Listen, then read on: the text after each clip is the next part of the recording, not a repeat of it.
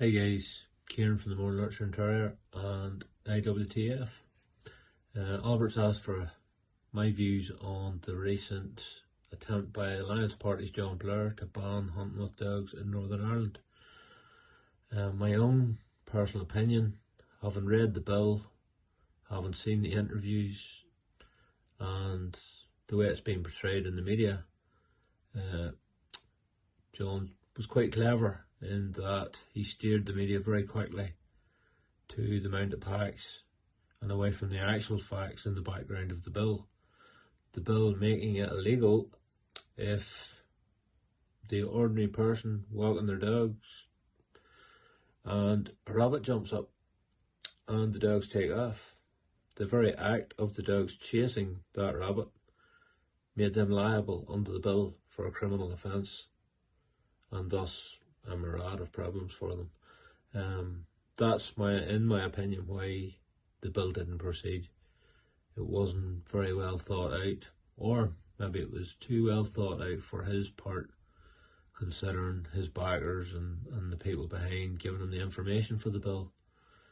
John didn't converse with anyone in country sports really in the make-up of this bill, even though he claims to be our friend. Again, I'll leave that up for yourself. Going forward, I don't think they will let this drop. I think they'll change what they need to change to bring it back again.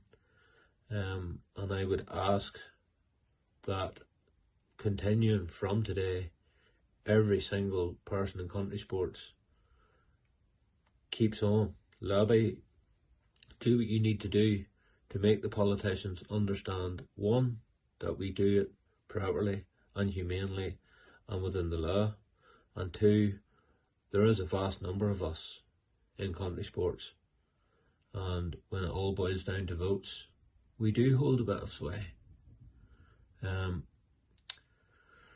For myself, we'll keep on working.